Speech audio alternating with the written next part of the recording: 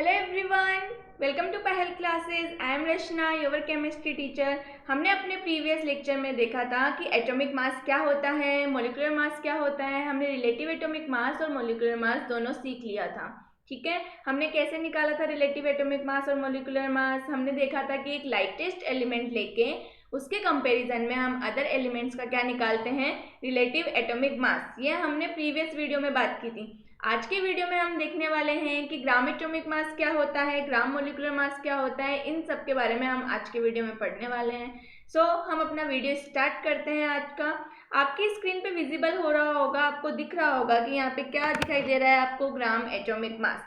यदि आपने कल का वीडियो अच्छे से देखा है कि ग्राम एटॉमिक मास क्या होता, एटॉमिक मास क्या होता है, तो आपको ग्राम एटॉमिक मास समझने में कोई दिक्कत ही नहीं आएगी। एटॉमिक मास मैंने अच्छे से आपको प्रीवियस वीडियो में एक्सप्लेन किया था। एटॉमिक मास कैसे निकाला जाता है, कैसे फाइंड आउट हमने एटॉमिक मास किया है। यदि वो सब चीज़ें आपको आती है देन ग्राम एटॉमिक मास में आपको कोई प्रॉब्लम नहीं होने वाली है। ग्राम एटॉमिक मास क्या होता है, बात करें ग्राम एटॉमिक मास की, तो ग्राम एटॉमिक मास हम बोल सकते हैं किसी एलिमेंट का, कोई भी एलिमेंट हमने लिया, उस एलिमेंट का कोई अमाउंट है, उसका जो मास है वो यदि किसके इक्वल हो जाता है, उस एटम के एटॉमिक मास के इक्वल हो जाता है, तो उसको हम क्या बोल देते हैं, ग्राम एटॉमिक मास बोल देते हैं। देखिए यहाँ पे स्क्रीन पे आपके विजिबल हो रही होगी definition. The amount of a substance whose mass in grams is numerically equal to its atomic mass is called gram atomic mass of a substance. ठीक है, कोई भी आपने एक सब्सटेंस है उसका कुछ अमाउंट लिया, उसका जो मास है वो ग्राम में न्यूमेरिकली किसके इक्वल हो जाता है, उसके एटॉमिक मास के इक्वल हो जाता है, उसी को हम क्या बोल देते हैं, gram atomic mass. For example यहाँ पे आपको ग्राम एटॉमिक मास नजर आ रहा होगा, हाइड्रोजन का 1 ग्राम। यदि मैं आप लोगों से पूछूं कि हाइड्रोजन का एटॉमिक मास क्या होता है, तो क्या 1 AMU होता है? वो बिल्कुल 1 AMU होता है। तो ये क्या ग्राम एटॉमिक मास हाइड्रोजन का और एटॉमिक मास दोनों इक्वल है, न्यूमेरिकली न्यूमेरिकली इक्वल है। ठीक है, दोनों वैसे इक्वल हम नहीं बोल सकते, इनको इनमें डिफरेंस क्या है वो अभी मैं आपको बताऊंगी, लेकिन ये न्यूमेरिकली क्या वैल्यू इक्वल है, 1 ग्राम है, और एटॉमिक मास क्या है हाइड्रोजन का, 1 AMU। तो हाइड्रोजन का ग्राम एटॉमिक मास और एटॉमिक मास न्यूमेरिकली क्या हो गए, इक्वल हो गए, तो इसको हम क्या बोल देते हैं, ग्राम एटॉमिक मास बोल देते हैं। ठीक है, फॉर एग्जाम्पल यदि हम बात करें ऑक्सीजन की, ऑक्सीजन का ग्राम एटॉमिक मास क्या होता है, 16 AMU। ऑक्सीजन का एटॉमिक मास 16 AMU होता है यदि ऑक्सीजन का कुछ अमाउंट हमने लिया।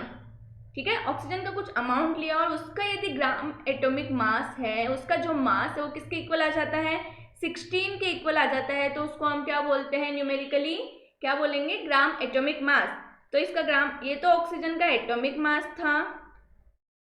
अब जो मैं ऑक्सीजन का मास लिख रही हूँ वो ऑक्सीजन का क्या है, ग्राम एटॉमिक मास। ये 16 AMU और 16 ग्राम। अब यदि आपको क्या करना हो, आपको किसी भी एलिमेंट का क्या दिया हुआ हो, एटॉमिक मास दिया हुआ हो, और आपको उसको किस में कन्वर्ट करना पड़े, ग्राम एटॉमिक मास में, तो आपको सिर्फ क्या करना पड़ेगा, सिर्फ AMU को हटा के, स्टैंडर्ड यूनिट को हटा के एटॉमिक मास के ग्राम लिखना पड़ेगा। फॉर एग्जाम्पल हाइड्रोजन का एटॉमिक मास आपको पता है, आपने किसी ने पूछा आपसे कि ग्राम एटॉमिक मास क्या होता है, तो आप क्या बोल दोगे, हाइड्रोजन का ग्राम एटॉमिक मास होता है 1 ग्राम। ओके, समझ आया। न्यूमेरिकली इनकी वैल्यू सेम है बट वैसे ये डिफरेंट मास है, कैसे वो हम अभी देखते हैं। मैंने आपको बोला हाइड्रोजन का एटॉमिक मास तो होता है 1 AMU और हाइड्रोजन का ग्राम एटॉमिक मास कितना होता है, 1 ग्राम। ठीक है, तो हम क्या बात करें, यदि मैं किसी भी एलिमेंट के एटॉमिक मास की बात कर रही हूँ तो वो उसके 1 एटम का मास है। मैंने क्या बोला, यदि हम किसी भी एलिमेंट के एटॉमिक मास की बात कर रहे हैं तो उसके 1 एटम का मास है। फॉर एग्जाम्पल यदि मैं हाइड्रोजन के एटॉमिक मास की बात करती हूँ तो मैं किसकी बात कर रही हूँ, मैं उसके 1 एटम के मास की बात कर रही हूँ, 1 एटम के मास की बात करी, और वो कितना है, 1 AMU। हाइड्रोजन के एटॉमिक मास की बात करी मतलब 1 एटम की मास की बात कर रही हूँ हाइड्रोजन के। ठीक है, लेकिन यदि मैं वही हाइड्रोजन के ग्राम एटॉमिक मास की बात करती हूँ तो वो क्या हो जाएगा, हाइड्रोजन का ग्राम एटॉमिक मास का मतलब है कि हाइड्रोजन के 1 मोल का मास उतना है 1 ग्राम। ठीक है, अब ये 1 मोल क्या है, 1 मोल में कितने एटम्स होते हैं, Na के बराबर एटम्स होते हैं। 1 मोल में Na के बराबर एटम होते हैं। Na एक अवोगाद्रो नंबर है। ठीक है, Na एवोगाड्रो नंबर है, उसको हम Na से रिप्रेजेंट करते हैं। आज के बाद में जब भी एवोगाड्रो नंबर यदि मैं बोलती हूँ तो आपके माइंड में सिर्फ एक बात आनी चाहिए, Na, और इसकी वैल्यू होती है 6.022 इंटू 10⁻23। ठीक है, तो 1 मोल में अप्रोक्सीमेटली कितने एटम्स प्रेजेंट होते हैं? 6.022 इंटू 10⁻23। ठीक है, तो यदि मैंने हाइड्रोजन के ग्राम एटॉमिक मास की बात करी तो वो कितने एटम्स का मास है? Na एटम का मास है, या फिर बोल सकते हो 6.022 इंटू 10⁻23 हाइड्रोजन के एटम्स का मास कितना है? 1 ग्राम। और यदि हम एटॉमिक मास की बात करते हैं तो वो कितना है? 1 AMU है, 1 एटम का मास। ठीक है, समझ में आया डिफरेंस क्या है? यदि हमने एटॉमिक मास की बात की किसी एलिमेंट के तो वो 1 एटम का मास है। यदि मैं बोल रही हूँ ऑक्सीजन का एटॉमिक मास 16 AMU है, मतलब मैं किसकी बात कर रही हूँ? ऑक्सीजन के 1 एटम के मास की बात कर रही हूँ। लेकिन यदि मैंने वही बोला कि ऑक्सीजन का ग्राम एटॉमिक मास 16 ग्राम है, तो मैं कितने ऑक्सीजन के एटम्स की बात कर रही हूँ? Na ऑक्सीजन एटम का मैं आप लोगों को क्या बता रही हूँ? मास बता रही हूँ। या फिर 1 मोल ऑक्सीजन एटम का मैं आप लोगों को क्या बता रही हूँ? मास बता रही हूँ। 1 मोल में कितने एटम्स होते हैं? Na अवोगाड्रो नंबर के बराबर क्या होते हैं? एटम्स प्रेजेंट होते हैं। आई होप आपको ये क्लियर हो गया होगा कि एटॉमिक मास और ग्राम एटॉमिक मास में क्या डिफरेंट होता है। यदि आपसे कोई एटॉमिक मास बोले मतलब 1 एटम की बात कर रहे हैं, ग्राम एटॉमिक मास बोले मतलब Na एटम्स की मास की वो बात कर रहे हैं। ठीक है, समझ आया ग्राम एटॉमिक मास और एटॉमिक मास में क्या डिफरेंस है। लेकिन यदि आपको अब क्या करना हो, कन्वर्ट करना हो, यदि किसी ने आपको एटॉमिक मास दिया और आपको क्या करना हो, ग्राम एटॉमिक मास निकालना हो, तो कुछ नहीं करना है, डिजिट सेम रखनी है, केवल यूनिट चेंज कर देनी है। यदि मैंने बोला सोडियम का एटॉमिक मास 23 AMU है और मुझे क्या पूछना है आप लोगों से कि इसका ग्राम एटॉमिक मास कितना होगा, तो कितना ग्राम एटॉमिक मास होगा इसका ग्राम एटॉमिक मास आप लोग बोलोगे 23 ग्राम। आगे समझ में क्लियर यहाँ तक? अब हम आगे मूव करते हैं और देखते हैं ग्राम मोलिकुलर मास क्या होता है। जैसे हमने मोलिकुलर मास देखा था एटॉमिक मास के साथ ही मैंने आप लोगों को सम बताया था, वैसे ही ग्राम मोलिकुलर मास होता है। तो मोलिकुलर मास को यदि हम क्या करते हैं, ग्राम में एक्सप्रेस कर देते हैं तो वो उसका क्या आ जाता है? Gram molecular mass. Okay, for example हमने H2O का ही एग्जाम्पल लिया था प्रीवियस क्लास में। H2O वाटर, सब लोग अच्छे से जानते हैं इसका फॉर्मूला। ठीक है, इसमें 3 क्या है? एटम्स प्रेजेंट है। यदि तीनों एटम्स का एटॉमिक मास का सम आप कर देते हो तो वो आपके पास में क्या आता है? मोलिकुलर मास आता है। ठीक है, लेकिन वो मोलिकुलर मास है, जैसे ही आप उसे ग्राम में रिप्रेजेंट कर देते हो तो वो किसका मास आ जाता है? ग्राम मोलिकुलर मास हो जाता है। बिल्कुल सिंपल हमें करना है, इसका एटॉमिक मास निकालो। एटॉमिक मास, एटॉमिक मास कितना हुआ? हाइड्रोजन का 1 होता है, इसको 2 एटम्स है, 2 से मल्टीप्लाई करो, ऑक्सीजन का 16 होता है, तो 2 + 16 कितना हो गया? 18 AMU। लेकिन हमें क्या चाहिए? Gram molecular mass. Gram molecular mass को फिर कैसे निकाला जाता है? सेम है, हमें सिर्फ क्या करना है? ग्राम में रिप्रेजेंट करना है। कैसे करोगे? वही क्या हो जाएगा? 18 AMU को 18 ग्राम लिख दो। ओके, इसी तरह यदि आपको पूछा जाए O2 का ग्राम मोलिकुलर मास तो कितना होगा? 1 ऑक्सीजन का कितना होता है? 16, 2 है तो मल्टीप्लाई कर दो, कितना आ जाएगा? 32 ग्राम। और ये क्या है? Gram molecular mass. ठीक है, तो ग्राम मोलिकुलर मास क्या होता है? कोई भी मोलिक्यूल आपको गिवन है, उसमें जितने भी एटम्स हैं उनके एटॉमिक मासेस का आप क्या कर दो? सम कर दो, वो क्या आ जाएगा? और उसे ग्राम में रिप्रेजेंट कर दो तो क्या होता है? वो आपके पास में gram molecular mass.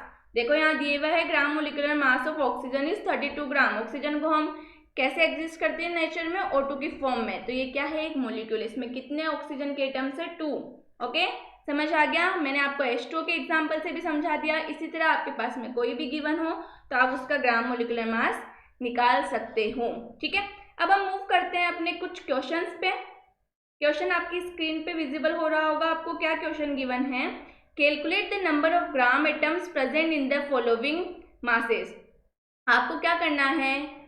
Number of gram atoms निकालना है, मासेस आपको गिवन है, तो आप कैसे निकालोगे? इसको निकालने का फॉर्मूला हम देख लेते हैं। Answer number first. Okay, first का A। कैसे निकालने वाले हो आप ग्राम एटॉमिक मास? तो इसके अंदर देखो क्या बोला है? Number of gram atoms find out क्या करना है आपको? Number of gram atoms. और नंबर ऑफ ग्राम एटम्स निकालने का फॉर्मूला क्या होता है? आपको गिवन मास जो दिए हुआ है, गिवन मास अपॉन डिवाइड में क्या कर दोगे आप? गिवन मास को किससे डिवाइड कर दोगे? ओरिजिनल जो एटम अपन को गिवन है उसका एक्चुअल मास। ओके, तो आप बोल सकते हो gram atomic mass, atomic mass. Okay, तो नंबर ऑफ ग्राम एटम्स आपको कभी भी निकालने हो तो आप कैसे निकालोगे? जो भी गिवन मास है उस एलिमेंट का, उसको लिखोगे और जो उसका एक्चुअल मास होता है उसको उससे क्या कर दोगे? डिवाइड कर दोगे। आपके पास में क्या आ जाएगा? Number of gram atoms present उसमें है उतने आ जाएंगे। तो चलो फर्स्ट का देखते हैं। आपके पास में क्या गिवन है? 15.52 ग्राम ऑफ हाइड्रोजन। तो गिवन मास कितना है? 15.52 ग्राम ऑफ हाइड्रोजन। और हाइड्रोजन का एक्चुअल मास कितना होता है जो आपको नीचे गिवन है? देखो 1.008 AMU। किसका एटॉमिक मास है ये? हाइड्रोजन का। हमें इससे डिवाइड करना पड़ेगा 1.008 AMU। ठीक है, जैसे ही आपने इसको डिवाइड किया आपके पास में क्या आ जाएगा? लेकिन हमें AMU गिवन है तो आपके ग्राम में भी निकाल सकते हो इसको। ठीक है, चलो तो कितना आ जाएगा? 15.52 ग्राम अपॉन 1.008 को जब आप डिवाइड करोगे तो आपके पास में आएगा 15.39। ओके, तो ये आपके पास में क्या है? ग्राम, नंबर ऑफ ग्राम एटम्स है। किसके हैं? हाइड्रोजन में 15.52 ग्राम में कितने प्रेजेंट होते हैं नंबर ऑफ ग्राम एटम्स, वो है। ठीक है, इसी तरह आपके पास में बी है। बी में आपको क्या दिया हुआ है? 80.16 ऑफ कैल्शियम का आपको क्या निकालना है? Gram atomic mass. आप बिल्कुल निकाल सकते हो। कैसे निकालोगे? वही फॉर्मूला सेम है। क्या करोगे? Number of gram atoms, number of gram atoms कैसे निकालोगे? Given mass upon gram atomic mass. बिल्कुल निकालेंगे हम ऐसे ही। चलो, गिवन मास कितना है? 80.16 और एक्चुअल में हमें मास कितना दिया हुआ है? 40.08। तो इसका अप्रोक्स यदि हम कैलकुलेट करेंगे तो मेरे अकॉर्डिंग 2 ही आएगा। ओके, तो इसका नंबर ऑफ ग्राम एटम्स कितने हो गए? 2 प्रेजेंट है इसके अंदर। ठीक है, तो आप लोग निकाल सकते हो। आपको किसी भी क्वेश्चन में यदि नंबर ऑफ ग्राम एटम्स निकालने को दे, आपको मैंने फॉर्मूला लिख के बताया है, आपको सिखा दिया कैसे निकालते हैं, तो कोई भी क्वेश्चन हो हम इसको इस तरीके से कर सकते हैं। नेक्स्ट क्वेश्चन है calculate the masses of 4 gram atom of chlorine. आपको मास कैलकुलेट किसका करना है? 4 ग्राम एटम्स ऑफ क्लोरीन का मास क्या करना है? कैलकुलेट करना है। ठीक है, अब यदि मैं बोलूँ कि क्लोरीन के 1 एटम का मास कितना होता है, तो शायद मैंने आपको प्रीवियस क्लास में बताया था। क्लोरीन के 1 एटम का मास होता है mass of 1 atom of chlorine. 1 atom of chlorine कितना हो गया? क्या 35.5 AMU होता है? बात की थी हमने फ्रैक्शनल एटॉमिक मास की, तब बताया था मैंने। तो क्लोरीन के 1 एटम का मास कितना हुआ? 35.5 AMU। यदि हमें इसका ग्राम एटॉमिक मास निकालना है तो हम कैसे निकालेंगे?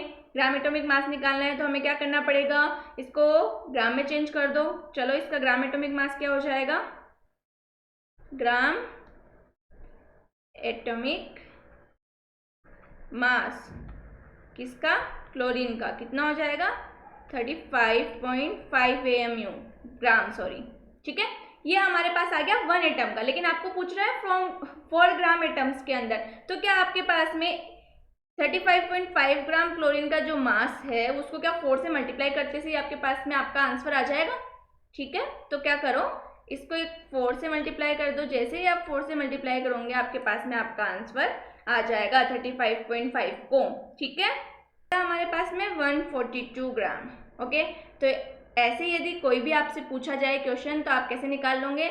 एक का गिवन है उसको 4 से मल्टीप्लाई कर दो, जो भी गिवन है, जितने भी एटम्स गिवन है, 4 गिवन हो, 2 गिवन हो, 3 गिवन हो, मल्टीप्लाई करके हम क्या निकाल सकते हैं? हमारा आंसर निकाल सकते हैं। ओके, आगे मूव करते हैं हम और देखते हैं हमारा नेक्स्ट टॉपिक क्या है। नेक्स्ट टॉपिक है हमारा फॉर्मूला।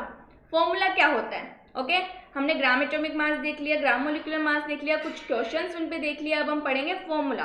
तो फॉर्मूला क्या होता है? ये एक सिंबॉलिक रिप्रेजेंटेशन है किसी भी कंपाउंड को रिप्रेजेंट करने का, ठीक है, जो हमें क्या बताता है उस कंपाउंड में कितने एलिमेंट्स हैं, कितने एलिमेंट्स का कितना कंपोजिशन है, ये सब हमें क्या बताता है? फॉर्मूला बताता है। तो फॉर्मूला क्या होता है, चलो देख लेते हैं। Formula is a symbolic representation of A molecule of A compound which indicates each and every atom present in it. It gives the information regarding the chemical composition. Okay, for example, यदि हम example लेते हैं sulphur dioxide का, SO2 का यदि मैं example लूँ तो ये हमें क्या बताता है कि इस मॉलिक्यूल के अंदर सल्फर का वन एटम किसका प्रेजेंट है? सल्फर का प्रेजेंट, और 2 एटम किसके प्रेजेंट है हमारे पास में? ऑक्सीजन के प्रेजेंट है। ये क्या बताता है हमें? सल्फर का फॉर्मूला बताता है। ओके, तो फॉर्मूला क्या होता है? Symbolic representation of A compound. कोई भी कंपाउंड है, मॉलिक्यूल है, उसका क्या होता है? सिंबॉलिक रिप्रेजेंटेशन होता है, जो हमें उसके कंपोजिशंस के बारे में, उसमें कितने एलिमेंट्स और कितने एटम्स है, ये इंफॉर्मेशन बताता है। ठीक है, अब फॉर्मूले होते हैं वो 2 टाइप्स के होते हैं। One is empirical formula and another one is molecular formula. Empirical formula और मॉलिक्यूलर फॉर्मूला होते हैं, वो क्या होते हैं वो हम देखेंगे नेक्स्ट क्लास में। ठीक है, यहाँ तक किसी को कोई डाउट हो तो प्लीज़ कमेंट बॉक्स में कमेंट करके मुझे बताएं। मेरा वीडियो कैसा लग रहा है आप ये भी मुझे बता सकते हैं। तब तक अपना ध्यान रखें। Thank you so much.